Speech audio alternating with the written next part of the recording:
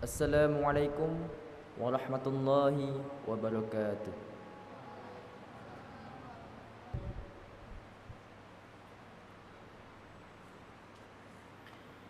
Innal hamdalillah nahmaduhu wa nasta'inuhu wa nastaghfiruh wa na'udzu billahi min shururi anfusina wa min sayyiati a'malina.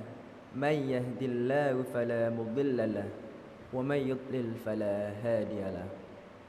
Asyhadu an la ilaha illallah wa asyhadu anna Muhammadan abduhu wa rasuluh.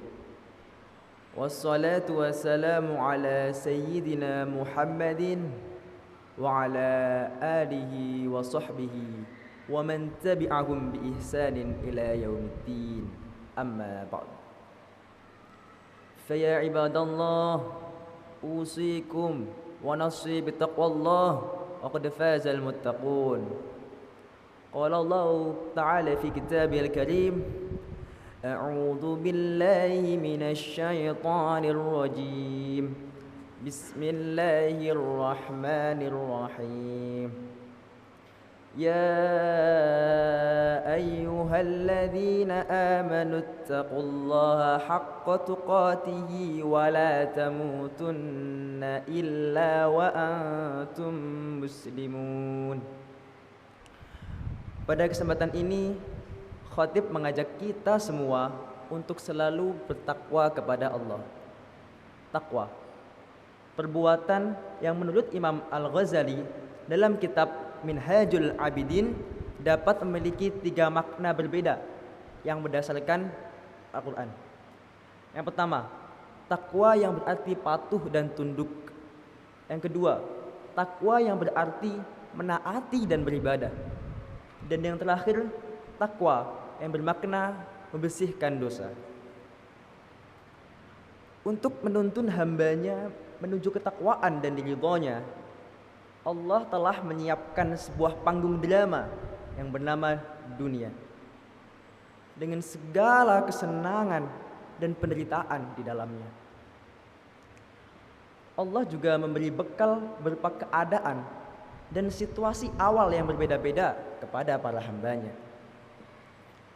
Ada yang diberi kecerdasan yang luar biasa, ada yang dilahirkan miskin, ada juga yang cacat, ada juga yang autis, ada juga yang telah diberi keadaan gila, atau bahkan psikopat. Ada yang dibesarkan di lingkungan yang kejam dan penuh kejahatan, atau menjadi anak raja dengan segala kelimpahannya, yang kemudian semua itu mematri dalam hidup yang beragam. Hadirin sholat Jumat yang dirahmati oleh Allah Subhanahu wa taala. Tuhan itu Maha Adil.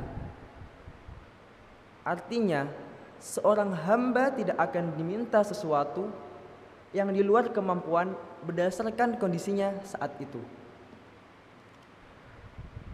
Seorang hamba tidak hanya dinilai berdasarkan kecerdasannya, ataupun banyak sholatnya, ataupun harta kekayaannya, besar nominal sedekahnya, tetapi seorang hamba diukur berdasarkan tanggung jawabnya terhadap keadaan, kemampuan, dan kadar ilmunya saat itu, serta bagaimana dia mengambil hikmah dari setiap cobaan dan penderitaan yang dilalui untuk tumbuh, untuk lebih mendekatkan diri kepada Tuhannya, untuk lebih memahami dan mencintai.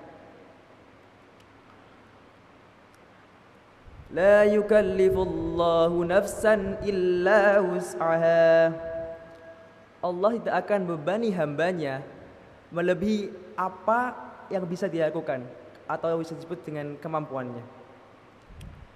Yang menjadi pertanyaan adalah, apakah dengan segala kekurangan yang telah diberikan ia dapat tumbuh dan menggapai cahaya, atau apakah dengan kelebihan yang telah diberikan ia dapat mengasah hati dan mengendalikan nafsunya? Hadirin salat Jumat yang dirahmati Allah Subhanahu wa taala. Pada kesempatan ini saya mengajak hadirin dan diri saya pribadi untuk merenung Apakah kita sudah cukup bertanggung jawab terhadap segala kemudahan yang ada di zaman ini? Dengan teknologi yang semakin maju dan penemuan-penemuan mengenai cara kerja alam, hukum sebab akibat, atau bisa disebut dengan sunatullah yang berlaku di dunia. Hadirin sholat Jumat, sebagai contoh kecil, membuang sampah. Kita tahu bahwa membuang sampah sembarangan, membuang sampah di sungai dapat menyebabkan banjir dan wabah penyakit. Namun apakah kita sadar, sesadar-sadarnya, bahwa perbuatan yang dirasa kecil itu bisa menyengsarakan banyak orang? Sains telah membuktikan bahwa gas-gas yang dihasilkan dari kendaraan bermotor yang sering kita pakai dengan mudahnya menghambat perkembangan ribuan atau bahkan ratusan ribu otak balita di negeri ini. Atau bahkan makanan organik, nasi, sayur, buah yang kita buang dengan mudahnya telah terbukti menghasilkan gas metana yang memiliki tanggung jawab besar terhadap bencana global warming atau naiknya temperatur rata-rata suhu di bumi. Dan bencana global warming ini telah membawa banyak sekali kelaparan dan kematian di negara-negara miskin. Hadirin salat Jumat yang dirahmati oleh Allah Subhanahu wa taala. Segala perbuatan, walau zarah, sesuatu yang paling kecil pun akan dibalas oleh Allah Subhanahu wa taala di hari kiamat nanti. Sebagaimana firman Allah dalam surah Al-Zalzalah ayat 7 sampai 8. "Faman ya'mal mithqala dzarratin khairan yarah وَمَنْ يَعْمَلْ مِثْقَالَ ذَرَّةٍ شَرًّا يَرَهُ." Sehingga kita perlu merenungkan, apakah perbuatan kecil yang secara tidak langsung menyengsarakan banyak orang, padahal kita tahu sebab akibatnya, dinilai dosa oleh Allah. Kita juga perlu berpikir, sebenarnya seberapa besar tanggung jawab yang diukur berdasarkan kemudahan kita dalam mengakses ilmu-ilmu tentang sunatullah, tentang sains, tentang sebab akibat. Dan ingatlah, segala perbuatan kita akan dinilai ibadah apabila disertai niat ikhlas karena Allah dan membawa manfaat bagi orang lain, alam, ataupun diri sendiri. Barakallahu wa lakum fil Qur'anil Karim. Astaghfirullahaladzim. Innallaha ghafurur rahim.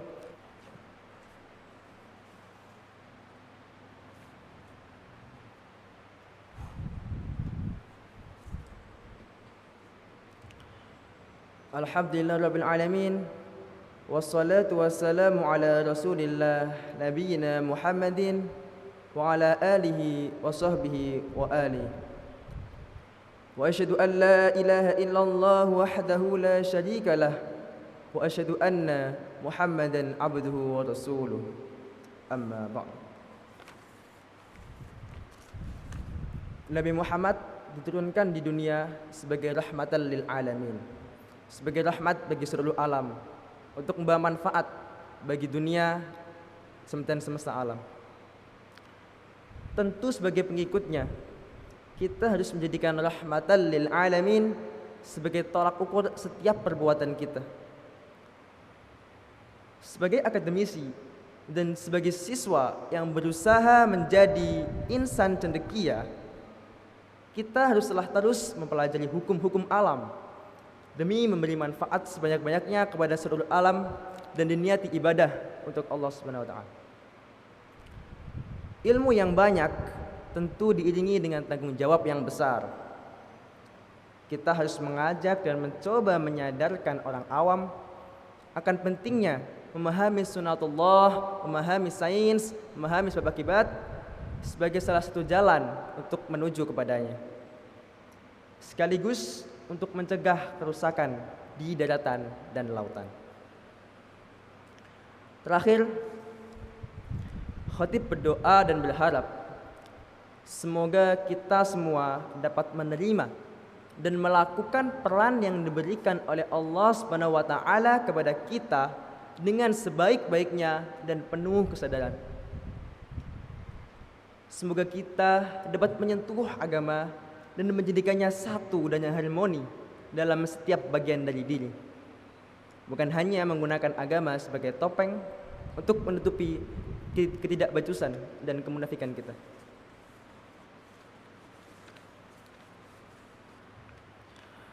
Innallaha wa malaikatahu yusalluna 'alan nabi ya ayyuhalladzina amanu sallu 'alaihi wa sallimu taslima.